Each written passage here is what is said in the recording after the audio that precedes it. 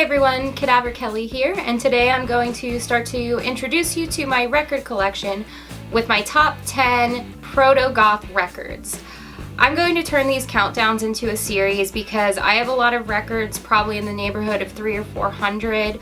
I've been collecting records for over 10 years, and about half of them were given to me by family friends who just had old record collections sitting around collecting dust. I probably spend about $20 per paycheck on records, which is usually either one brand new album or a few secondhand albums. Over the course of 10 years, it's really added up. I say this to point out that libraries this large certainly don't happen overnight for the average collector. These are some really awesome albums, and I would highly recommend looking them up online and giving them a listen. On to the countdown.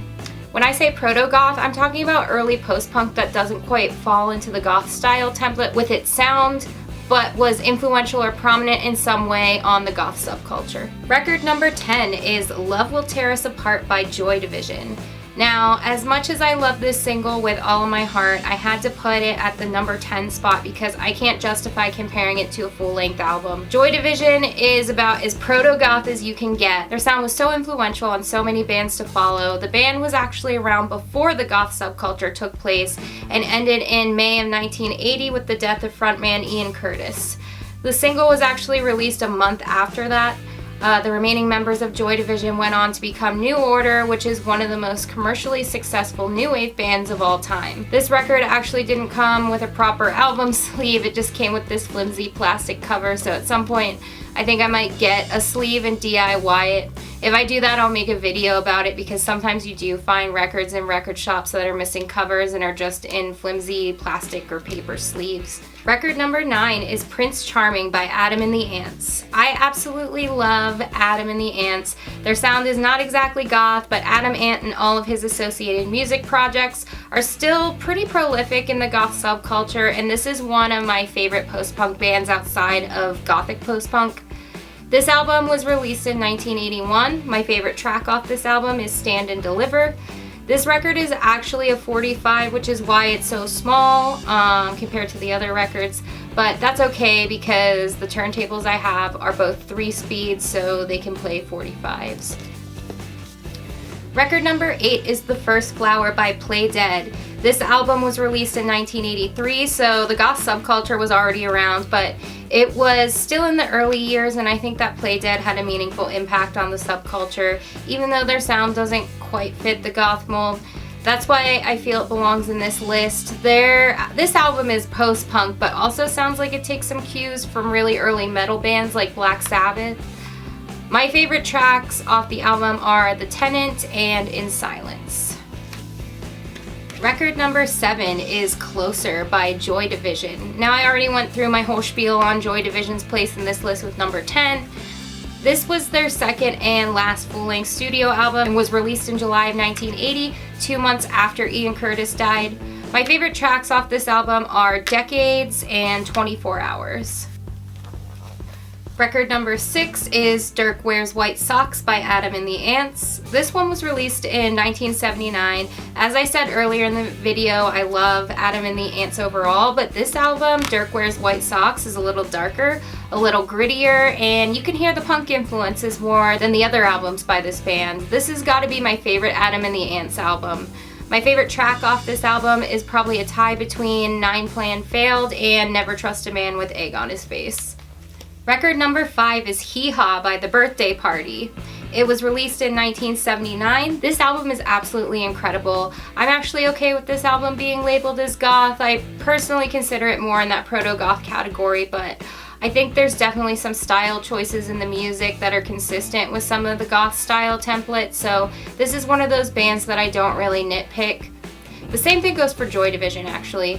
It was really hard to pick my favorite track off of this album because it's so consistently good across the board, but if I had to pick one, I think I would go with A Catholic Skin, just by a hair. Record number 4 is Join Hands by Susie and the Banshees. This album was released in 1979 and is my second favorite Susie album of all time. It's just some solid upbeat post-punk. Much like a lot of early post-punk, you can really hear the early punk influence in this album. My favorite track is a tie between Love in a Void and Placebo Effect. Record number 3 is Unknown Pleasures by Joy Division. This was released in 1979 and is my absolute favorite Joy Division album out of all 2 of them.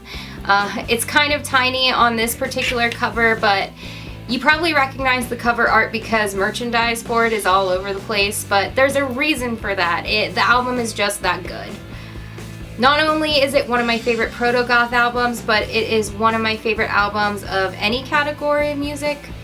This whole album is good, but my favorite tracks are She's Lost Control, Shadow Play, and Disorder. Record number 2 is Three Imaginary Boys by The Cure. It's actually The Cure's debut album, so it predates The Cure being a goth band. As much as I love The Cure's work during their goth era, this is my favorite album by The Cure. This is just some really solid, really awesome post-punk. Again, you can really hear the gritty punk influence in it, but you can also hear some reggae influence in the beats. The reggae scene and punk scene crossed paths a lot in England in the 1970s, so you can hear that in certain post-punk work that came out in the late 70s.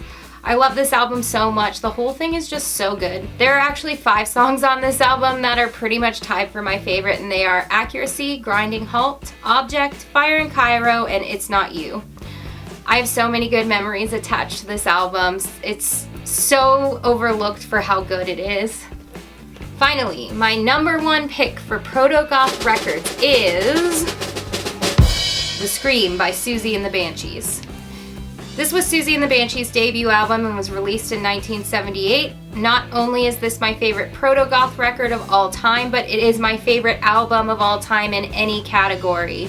This was the album that got me into Siouxsie, which then led me getting into goth music.